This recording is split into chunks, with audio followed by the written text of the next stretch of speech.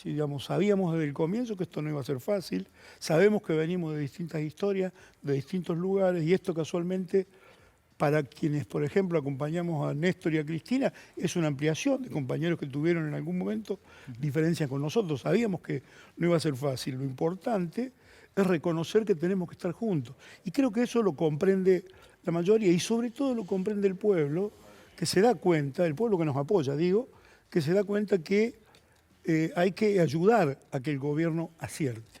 Y en esa creo que estamos todos. No es fácil componer, digamos, yo creo que lo difícil es poder actuar como conjunto, y de hecho ha costado y ha retrasado mucho, sobre todo en un marco de pandemia, donde para colmo le echan la culpa al gobierno de las cosas que produce la pandemia.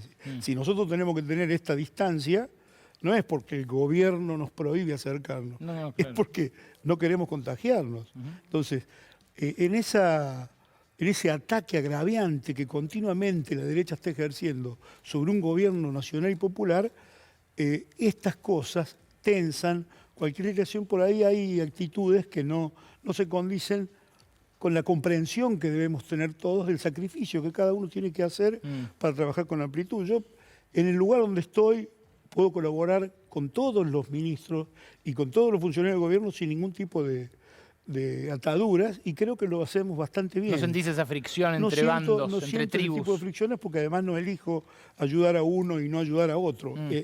Trato de ayudar al gobierno, entiendo que tenemos que estar para eso. Hablando de esto, vos como procurador del Tesoro de la Nación, te tocó intervenir en uno de los últimos casos más resonantes, el entuerto de las clases entre la ciudad y la nación, digamos. Sí. Vos defendiste el DNU del presidente ante la Corte Suprema, que finalmente terminó fallando en contra. Sí. ¿Coincidís con Cristina Fernández de Kirchner en que fue un golpe institucional? A ver, Cristina dice lo que dice y creo que no necesita ser comentada. Yo te puedo decir lo que pienso del fallo, que es lo que más conozco, que es lo que he leído. Lamentablemente no es un fallo que esté a la altura de una Corte Suprema de Justicia. La verdad, primero se decide sobre un decreto ya muerto, es decir, que vendría a ser técnicamente la autopsia de un decreto. Se adelanta opinión respecto de que incluso ni leyes servirían para tomar esas medidas. Se dan argumentos contradictorios de 4 personas, se juntan en 3 votos, ¿no? Y de modo que si uno los lee, pareciera que no están de acuerdo entre sí, pero terminan resolviendo. Habría que ver si componen una efectiva mayoría, porque algunos dicen no estamos en condiciones de hacer los análisis científicos y técnicos para analizar el resultado de las medidas para la pandemia. Y otros dicen que fue insuficiente, que tendría que haber habido más. Planteo, que tendría que haber habido más. Es decir, ni entre ellos están de acuerdo. Y para colmo, en lo único que se pone de acuerdo es lo que es más grave desde el punto de vista institucional. Están haciendo una interpretación de la Constitución Nacional que no está en ningún lado. Incluso cuando alguno de ellos escribió sobre esa Constitución, no dijo esto. Han cambiado. En el 2019 cambiaron 25 años de jurisprudencia respecto del artículo 117 de la Constitución Nacional. Esta composición de cuerpo, después de haber votado 2 de ellos en sentido contrario, cambia de postura y dice ahora que debe... Es un tema muy árido, pero lo destaco solamente por la gravedad institucional. 25 años se estuvo interpretando de una manera el 117 y ahora ellos dicen que lo interpretan de otra manera, pero no dicen qué parte de la Constitución les ayuda a interpretar de esa otra manera. Y sobre todo avisan que la supremacía de la Constitución para el gobierno federal del 5 y del 31 está en revisión, la están revisando. De alguna manera van a cambiar también, están anunciando que van a cambiar esta cuestión de que el gobierno federal, digamos, Está bien, pero más allá de lo técnico, me da la sensación de que ustedes sugieren que la Corte Suprema tiene una finalidad político-partidaria. ¿Y cuál es? ¿Que vuelva Macri? Influir en la política, influir en los acontecimientos políticos. ¿Pero hacia ese lado? Y yo creo que sí. ¿Hacia el lado de que vuelva Macri? Evidentemente estaba más conforme con un gobierno como el de Macri, que con ese gobierno. ¿En qué otra cosa lo ves? Digamos, en la justicia, digamos, el mal funcionamiento no nació con este gobierno, No. ni nació con el gobierno de Macri. La justicia viene dando muestras de que necesita un cambio. Yo tengo mi idea respecto de ese cambio. Creo que el cambio no va a poder ser de afuera de la justicia, que va a tener que ser dentro, y que además no tenemos que cometer el error de hablar de toda la justicia como si fuera un bloque, porque tenemos justicia provincial y justicia federal. Hay justicias provinciales que funcionan de una manera, algunas con los mismos defectos que la nacional, pero otras que están en proceso de cambio y de mejora que todavía no están para la evaluación. Pero no es lo mismo mirar una provincia que mirar el orden nacional. Pero Volviendo a la finalidad política, a vos te tocó también, como procurador del Tesoro de la Nación, intervenir en casos donde... bueno, Macri es la contraparte del Estado. Uno es el Correo, digamos. Sí, ellos dejaron sí, una deuda monstruosa. Un concurso de 20 años. Sí, con el Correo. Bueno, la justicia los benefició manteniendo ese concurso y avalando ofertas y dilaciones. Digamos, pero en cosas más graves y en relación a lo que es, por ejemplo, la violación de los derechos individuales, violación de la privacidad, grabaciones que ha habido de abogados con sus clientes en la cárcel, espionaje a detenidos, violación del debido proceso, violación de las normas de procedimiento, testimonios guionados. La Corte no ha querido decir absolutamente nada de eso y se ha apoltronado esperando que el tema llegue 5, 10, 15 años después. O sea, hay una actitud de convivir con el problema que debería estar resolviendo. Bueno, perdón, el caso de tu propio encarcelamiento por el memorándum con Irán fue quizás... Y acá debo decir que en parte una intervención de la Corte, que fue no permitir que se armara un tribunal especial que se estaba armando, me favoreció indirectamente. ¿Pero por qué?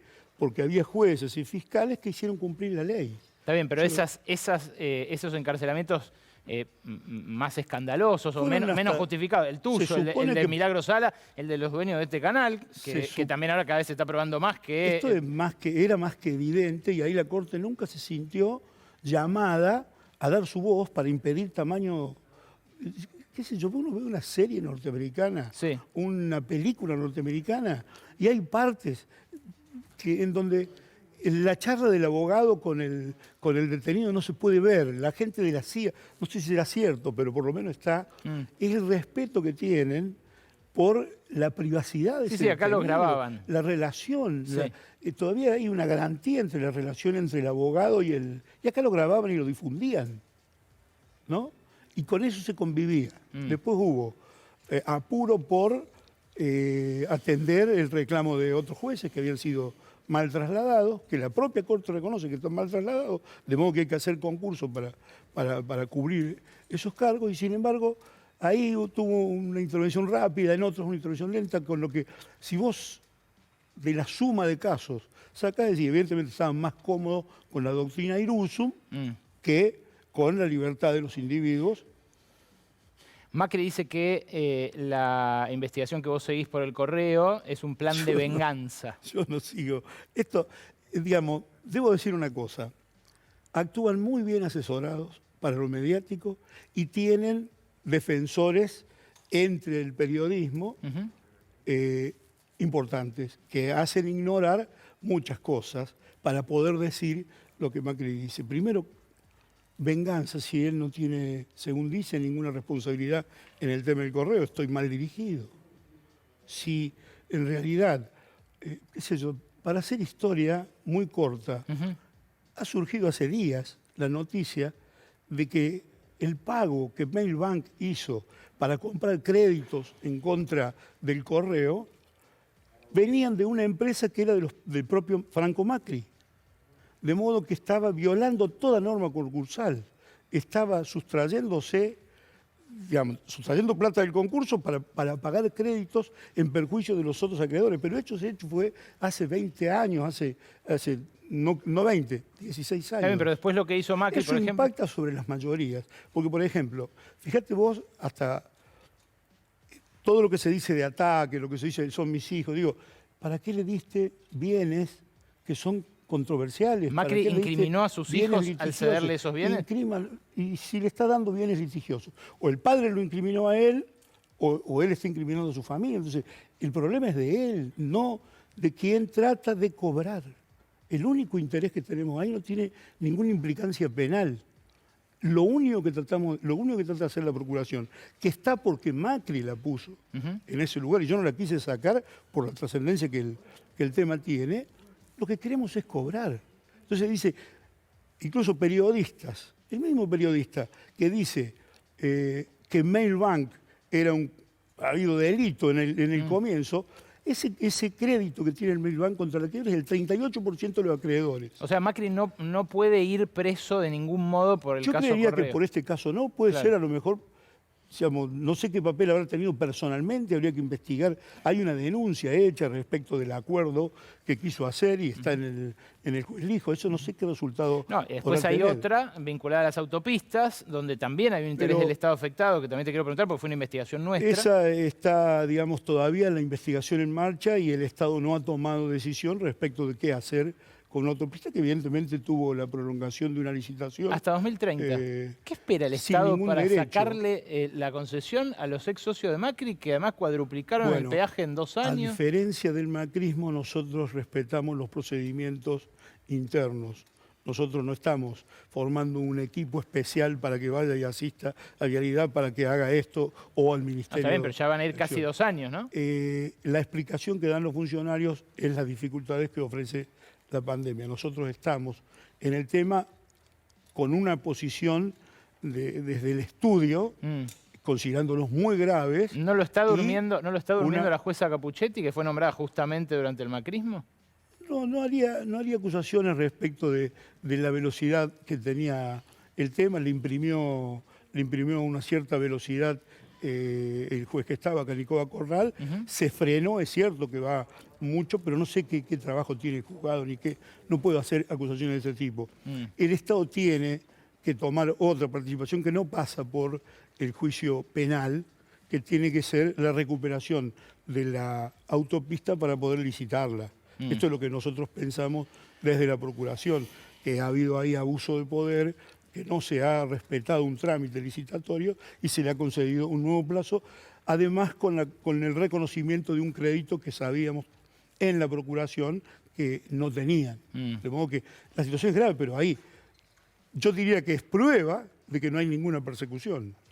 Y en todo caso, Correo le costó a Macri un procurador que se tuvo que ir, Balbín, y un procurador. Pero la que lleva, le diría, la tarea más importante y con más seriedad en ese juicio es la fiscal Boquín, que sola, durante el macrismo, y ahora acompañada, ha marcado cada uno de los puntos en el tema Correo y ha sido muy clara respecto de que la jueza tiene que proceder a declarar la quiebra. Y te decía, mirá cómo se le complican los casos con el solo paso del tiempo, ellos también. En 2008 tenían los créditos comprados y tenían el Mailbank que venía y acordaba todo. Poneme el dólar que quieras, da el plazo que quieras.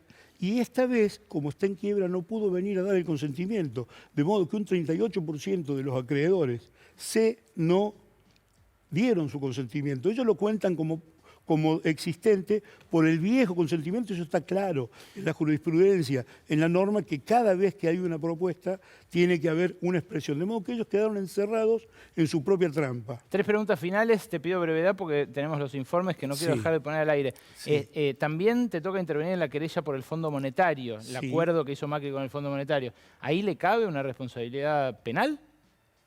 Nosotros estamos como querellantes en función del decreto que se dictó y estamos entrando a la causa y hemos llegado justo en el momento donde la Fiscalía pidió una serie muy, muy importante de medidas. Nosotros sabemos qué es lo que estamos buscando ahí. Se violó toda norma, así como el Fondo Monetario pasó todos los límites para los créditos. En la Argentina, lo que se está investigando en Argentina, no se está investigando la política económica del macrismo, no se está queriendo criminalizar la política como ellos han hecho. Lo que sí se está haciendo es investigar si en el procedimiento se violaron normas, y está claro que sí, no se llegó, digamos, ningún procedimiento administrativo de los que tienen que aplicarse, ordenados por la ley, ordenados por decreto, ordenados por los antecedentes. ¿Se aplicó? No se aplicó nada de eso, se violó toda la norma. Lo que dice la denuncia de Crookes y que surge de las auditorías que se hicieron, es que esta violación fue para favorecer a algunos intereses de los que se estaban yendo del sistema perverso que habían creado Comprando de dólares. bicicleta financiera. Clarísimo. Más allá de que haya o no un plan de venganza, como dice Macri, yo no sé si sos creyente o no. Sí. Bueno, ¿pudiste perdonar a los que te metieron presos? No, aprendí que no estoy obligado a perdonar si ellos no se arrepienten. Que esto de mis charlas con los curas y de la lectura, me llevó a lecturas muy interesantes mi preocupación. Y qué sé yo, aprendí muchas cosas a partir de mis dudas. Porque, digamos, el que solo tiene certeza, solo tiene equivocaciones. Yo tenía mis dudas y realmente No los perdonaste. no he podido perdonarlos porque no dan muestras de arrepentimiento y lo volverían a hacer. Y están, lo que es peor, estamos ante una derecha autoritaria, no democrática, que piensa que la supresión del otro es un camino. Todo lo que se ha dado en llamar lawfare, que yo me niego a llamarle de esa manera, porque si una palabra va a tener la palabra ley adentro, si va a ser guerra jurídica, tiene que tener algo de juridicidad.